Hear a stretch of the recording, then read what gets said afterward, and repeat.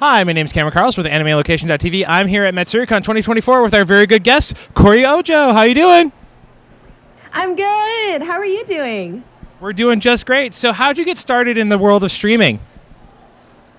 Oh man, so I actually had one of my friends kind of like come up to me and be like, "Hey Corey, do you know about this thing called VTubing?" And I was like, "No." And they're like, "Let me show you." So they showed me like this whole world of VTubing. And then they were like, "I'm showing this to you because Corey, I think you'd be good at VTubing." And I said, "I bet." So then within that day, I kind of like looked into it, and then within a week, I decided I was doing it, and then within a month, I was debuting as a VTuber. I would say what got me into like streaming and becoming a VTuber was just the idea of like having a platform to post my creative content. I used to make songs and like do fun things like that before, but VTubing gave me a place to actually post it. And then I also really like playing as a character. I used to be in cosplay, so I used to dress up and like kind of pose in characters. So being able to be a character on stream was really appealing to me. And then what made me stay with VTubing has really been the community. It's part of the reason why we're going to conventions, is because we want to connect with people and just have fun and make people smile, as corny as it is. So yeah, that's what got me into VTubing and why I'm staying in it. No, I mean, it sounds like it's just a lot of good friendship made the difference. Yeah, for sure. Now, you happen to have the honor of announcing a baseball game at a major ballpark in America. How was it? Oh my gosh, it was such a crazy, wild ride.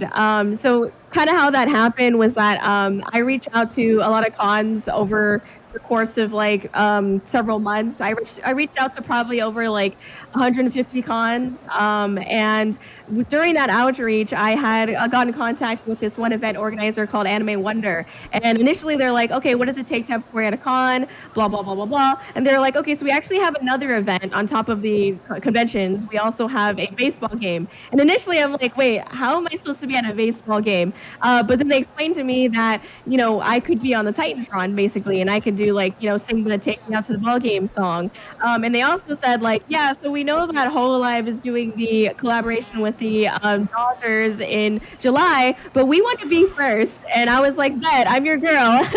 So that's basically how that came about. And it was crazy because like they kind of like told me about it on like June 11th, and then by June 29th, like within the same month, I was in Frisco, Texas, and watching Corey on the big screen. So it was a really wild experience. It was such an honor to be able to do that.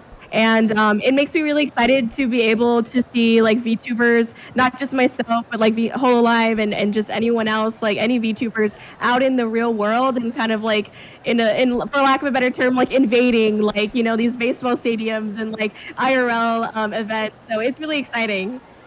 No, I think it's awesome because John, our producer here, is a huge baseball fan. Heck yeah. So not only do you stream, but you're also a singer, as you mentioned, and you make your own songs. How has the reception been to your song, "The Prince," been for fans?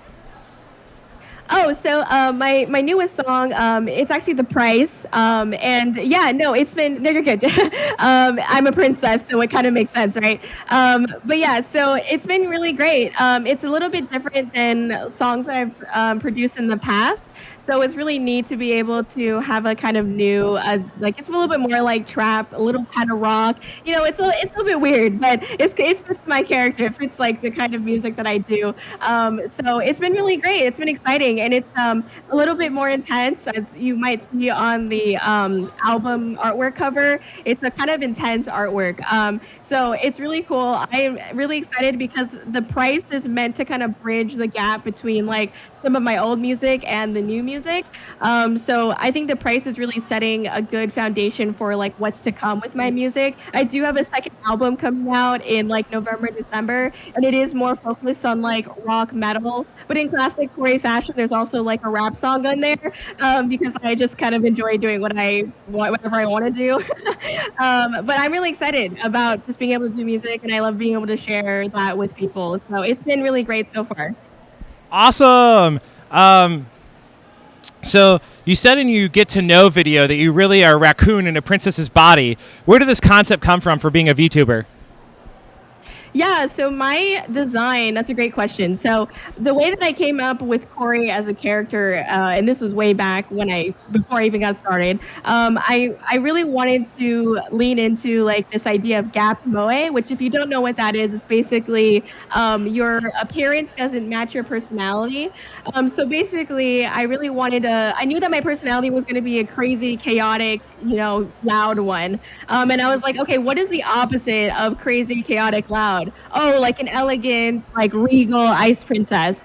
So that's why I kind of decided to stick with like, okay, the ice princess motif.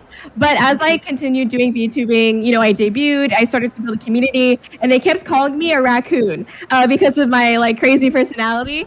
So I decided to really incorporate that into like my lore, into just like my overall, VTuber design, which is why I have a raccoon now. His name is Ack the Rack, by the way. He's a good guy.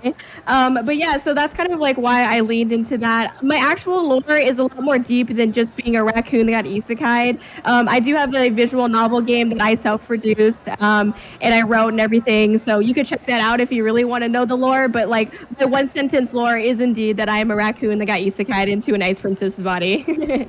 Sorry, I had to stand up for a second. So going into this, you also, as the world of streaming and VTubing continue to evolve, how do you keep up with it? It's a really great question. So as streaming and content creation evolves, I think the biggest thing is just research, seeing what is trending, seeing how the algorithms are changing, and having spreadsheets and Google documents of that research, of course, tracking all of that. But more importantly, I think what I want to make sure that I always do is just like to be happy and to have fun. I know that like it's a weird balance between like following trends and following algorithms and also just doing the things that you're passionate about. But as far as like I've been in VTubing for almost 3 years now, making content and whatnot. And I think I've really learned that at the end of the day, an audience is going to come no matter what you do. So you might as well do something that makes you happy and that attracts people that can like lean into the chaos or lean into like the fun things that you like to do. So yes, it is ever changing and it is important to kind of keep up with it. But more importantly, you have to have fun and you have to try to create content that you feel like attracts an audience that can best reflect like your happiness and your humor, I guess, at least for me. I need people that can laugh with me. So that's what's important to me. Alrighty, and now again, you have an amazing 2.0 model, a 2D model. How'd you go from 1.0 to 2.0? Oh man, yeah. So my first model was very like low budget or relatively low budget, and I feel like I just wasn't really represented well as far as like my character with the first model. So with the second model, it was really important for me to be able to have something that was like fun and unique, which is I'm able to turn my head 180, as you can probably see here. So I get to kind of crack my neck and eat some snacks on the side here. But yeah, so I wanted something unique with my rigging, and I also wanted something that reflected my like on-stream personality a little bit more. Hence the raccoon. So the raccoon, it like I said, it really came out of like the community. The community kept calling me a raccoon, and I was like, why not just like have that on my model? So as much as I wanted something that was like elegant and regal, I also really wanted to incorporate the raccoon, which is why we have Ack here. So that's pretty much how that came about. It's definitely like a little bit higher of a budget that I had for this model because I finally decided like, yeah, I do want to stick with VTubing, so let me just invest in this a little bit more. But it's definitely been a journey. And I'm definitely hoping to, I know that one day I will get like another design that can lean again into the raccoon motif, but it's not going to be like a whole like, a whole new redesign, just kind of like leaning into the raccoon motif again. But we'll get there. I got to get a budget for that again, and I'm too busy going to cons, so.